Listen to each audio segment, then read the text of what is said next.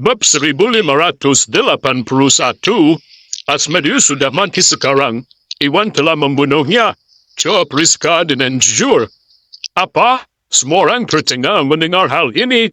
Mereka semua tahu sejauh mana kekuatan Asmodeus yang sebenarnya.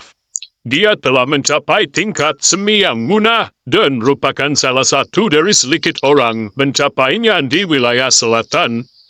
Tak hanya itu, Asmodeus juga memiliki Cut of Doom yang mampu melancarkan serangan ke tahap yang munah. Bahkan praktisi bela diri generasi tua pun tidak mampu melakukan prestasi seperti itu, apalagi generasi muda.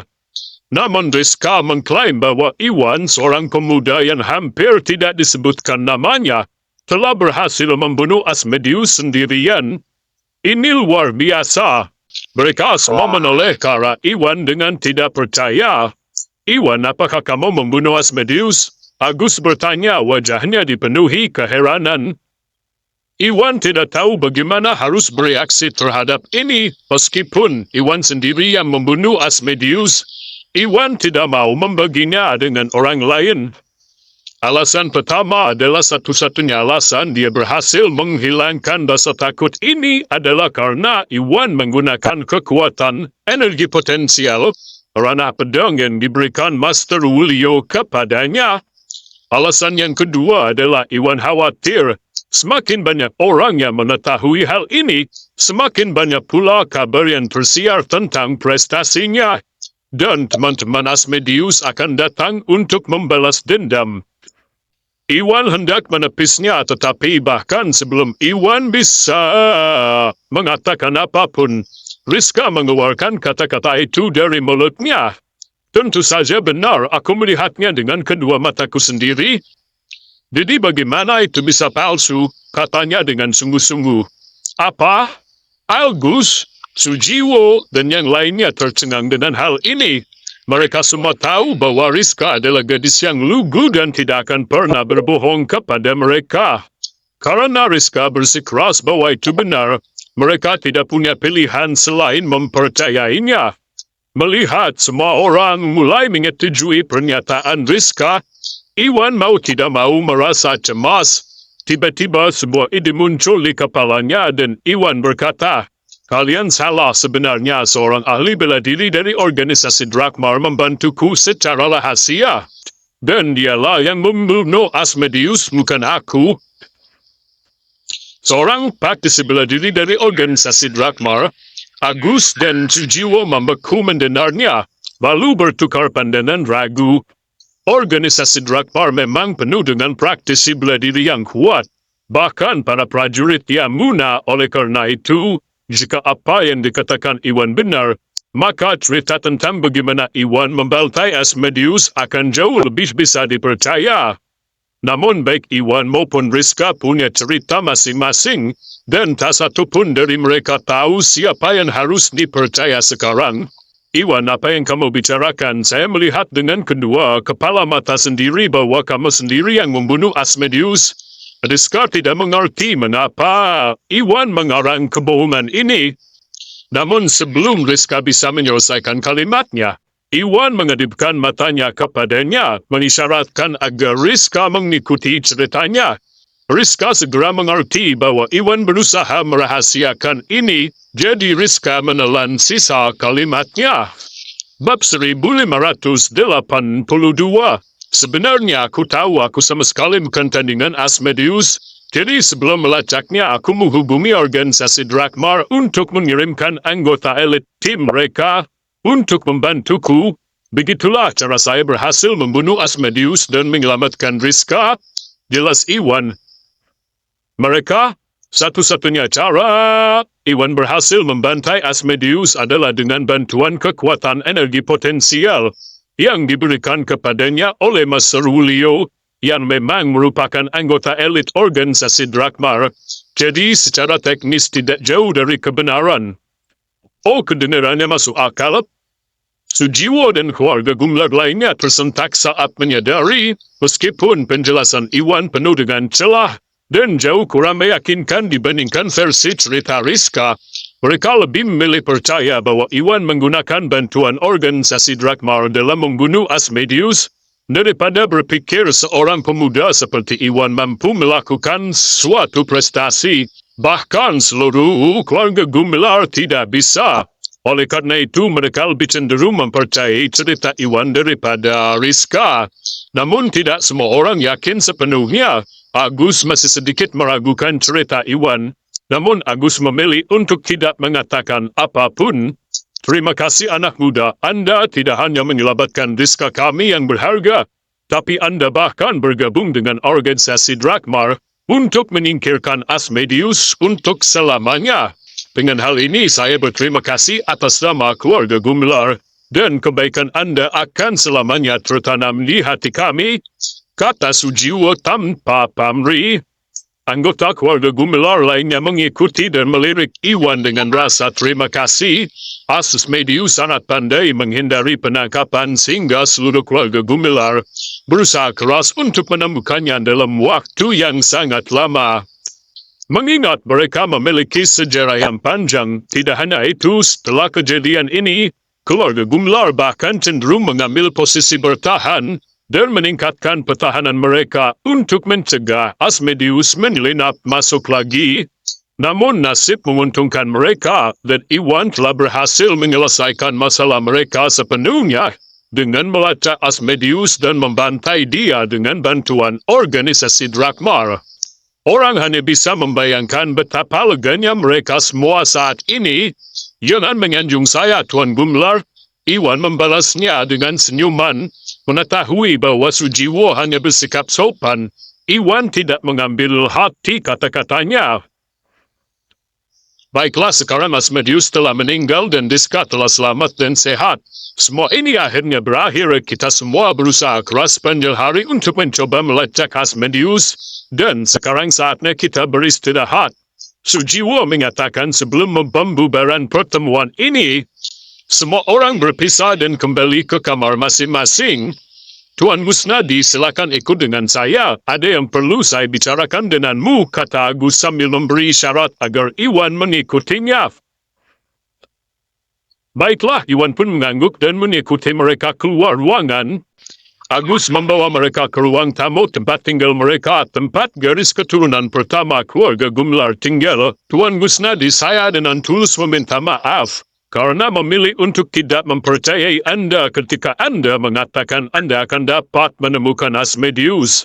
Saya pikir Anda terlalu optimis, dan jika dipikir-pikir lagi, saya sekarang menyadari betapa kelalaian saya. Agus meminta maaf kepada Iwan. Karena Agus tidak percaya pada Iwan untuk pertama kalinya, tugas Iwan semakin sulit. Tetapi bukan itu saja, Iwan tidak menyimpan dendam atas hal itu. Iwan bahkan seorang diri menyelamatkan Rizka dari bawah hidung Asmodeus. Selain berterima kasih kepada Iwan, Agus juga merasa malu dan menyesal atas ketidaktahuannya. Bab 1583. Tidak apa-apa, Tuan Gumilar. Sekarang semuanya telah berlalu dan Rizka aman sekarang. Kamu bisa berhenti menyalahkan dirimu sendiri untuk hal ini, jawab Iwan. Intinya, terima kasih telah menyelamatkan Rizka. Jika kamu tidak mempertaruhkan nyawamu untuk menyelamatkannya, siapa yang tahu di mana dia berada sekarang? Agus pun membungkuk berusaha menunjukkan ketulusan dalam permintaan maafnya. Agus benar, terima kasih Tuan Gusnadi atas semua yang Anda lakukan. Sia dan Yuda mengikutinya. Jangan menyanjung saya, Tuan Gumilar. Yuda dan aku telah berteman dan mengingat betapa banyaknya kalian telah membantuku dan grup Bio Farma. Setidaknya ini yang bisa saya lakukan, kata Iwan sambil tersenyum. Tuan Gusnadi, kami berutang banyak padamu dan aku bahkan tidak tahu harus mulai dari mana membalas kebaikanmu. Jika ada yang bisa saya bantu atau grup Bio Farma lakukan, jangan ragu untuk memberitahu saya, dan saya akan melakukan segala daya saya untuk membantu. Agus berkata dengan sungguh-sungguh. Iwan telah menyelamatkan putrinya dari ambang kematian dan tidak mungkin Agus bisa lolos dengan hanya beberapa ucapan terima kasih. Agus ingin memberi Iwan sejumlah uang besar sebagai pembayaran atas perbuatan baiknya. Tetapi mengingat bahwa Iwan menolak menerima pembayaran untuk menyembuhkan Rizka dan fakta bahwa keadaan finansial grup Bio Farma baik-baik saja, Agus tahu bahwa Iwan tidak akan menerima uang itu. Oleh karena itu, Agus mengundang Iwan ke ruang tamunya untuk menanyakan apakah ada yang bisa dibantu agar dia bisa membalas kebaikan Iwan dengan satu atau lain cara. Ya, ada sesuatu yang ingin aku tanyakan kepadamu. Iwan teringat pada grup Mustika Ratu. Ia dulunya grup Ratu Kosmetik ya. Sekarang jadi grup Mustika Ratu. Iwan datang mengunjungi keluarga Gumelar pagi itu untuk memeriksa keadaan Rizka dan mengundang keluarga Gumelar untuk bergabung sebagai pemegang saham grup Mustika Ratu. Sekarang waktu yang tepat. Iwan memanfaatkan kesempatan ini untuk menjual ide ini kepada Agus. Anda ingin kami menjadi pemegang saham Mustika Ratu? Tidak masalah, Agus dengan cepat mengatakan iya. Meskipun Agus tidak terlalu paham dengan model bisnis atau potensi masa depan grup Mustika Ratu, pencapaian Iwan sudah membuktikannya dan kini Iwan mengundang mereka untuk menjalankan bisnis bersamanya, merupakan peluang yang tidak boleh dia lewatkan. Namun, jika Anda ingin kami membantu Anda membeli perusahaan kosmetik, itu bukanlah hal yang sulit. Tapi saya tidak bisa mengatakan hal yang sama untuk menjadi pemegang saham, kata Agus setelah berpikir sejenak. Tidak apa-apa jika Anda merasa belum tepat untuk menjadi pemegang saham. Tuan Gumelar, Anda selalu dapat membantu saya membeli perusahaan tersebut terlebih dahulu, dan kita dapat membicarakan tentang saham di masa mendatang. Iwan tidak punya pilihan selain mengalah, tetapi diam-diam Iwan merasa kecewa dengan hal ini. Keluarga Gumelar adalah keluarga paling berkuasa di wilayah selatan, dan dengan demikian memilih pengaruh yang kuat terhadap pasar. Jika keluarga Gumelar bersedia menjadi pemegang saham grup Mustika Ratu, tidak diragukan lagi hal itu akan bermanfaat bagi pertumbuhan dan potensi grup Mustika Ratu. Sebaliknya, jika keluarga Gumelar tidak bersedia bergabung, grup Mustika Ratu akan membutuhkan banyak waktu dan upaya untuk mengembangkan bisnis mereka di wilayah selatan. Bab 1584. Bukan itu maksudku, Tuan Gusnadi bergabung dengan grup Mustika Ratu sebagai pemegang saham juga akan bermanfaat bagi keluarga kami, dan saya sangat bersedia melakukannya. Namun sayangnya saya tidak memiliki orang yang cocok untuk membantumu.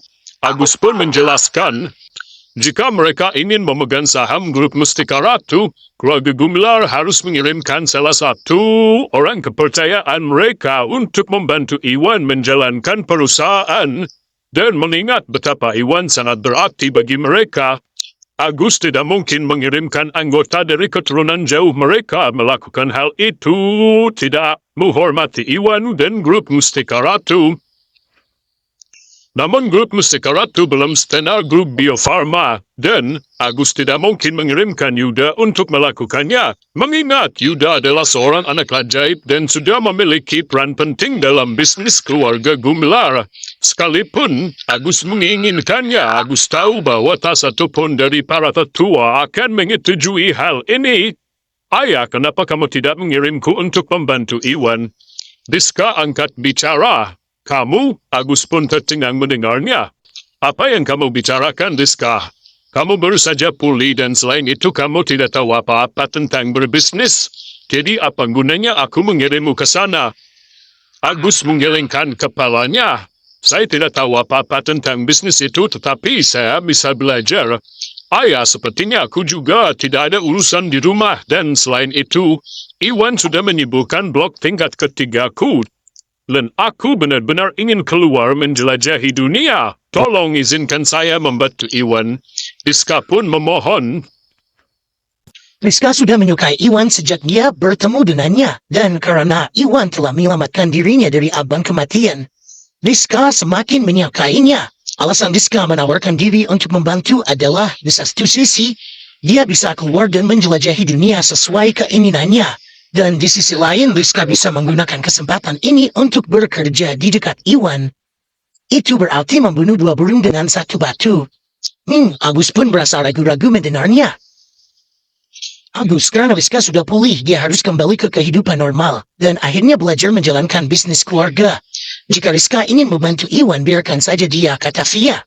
Iwan adalah seorang pria yang menyibukkan Rizka dan menyelamatkan hidupnya, jadi wajar saja. Iwan dengan senang hati membiarkan Rizka mengikutinya. Baiklah kalau begitu, setelah beberapa kali merenung, Agus akhirnya mengalah. Grup Mustika Ratu adalah perusahaan kosmetik, jadi Rizka sepertinya cocok untuk perusahaan itu juga. Selain itu, karena Agus tidak punya kandidat lain yang cocok untuk pekerjaan ini, tidak ada salahnya membiarkan Rizka mencobanya. Iwan, bagaimana perasaanmu membiarkan Rizka bergabung dengan sebagai pemegang saham? Agus bertanya karena Rizka tidak tahu apa-apa tentang menjalankan bisnis dan sepertinya tidak akan bisa membantu Iwan. Sehingga Agus ingin menanyakan pendapatnya terlebih dahulu. Kedengarannya sempurna, Iwan pun menyeringai alasan Iwan meminta keluarga Gumelar untuk menjadi pemegang saham bersamanya adalah karena Iwan ingin menguasai sumber daya manusia dan rantai pasokan mereka. Dan dengan bergabungnya Rizka, Iwan tahu bahwa Agus tidak akan ragu untuk memberikan yang terbaik untuk mereka. Ini bahkan lebih baik daripada Agus mengatur keturunan mereka untuk bergabung dengannya. Karena Rizka tidak mahir dalam bisnis ini berarti dia tidak akan terlalu mengganggu pertumbuhan dan perkembangan grup Mustika Ratu, yang merupakan hal yang sempurna untuk Iwan. Bab 1585. Baiklah, sudah beres, saya akan membeli sebuah perusahaan kosmetik secepat mungkin.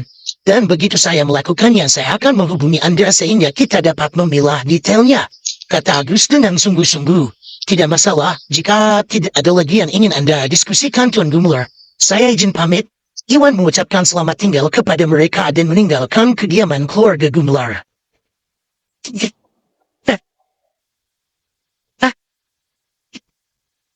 Dalam perjalanan kembali untuk mengambil tubuh Asmodeus untuk diserahkan ke organisasi Drakmar.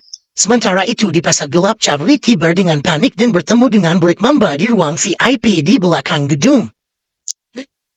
Apakah kamu mendengar Asmodeus menerobos masuk ke rumah keluarga Gumelar dan menculik putri mereka tepat di depan mata mereka?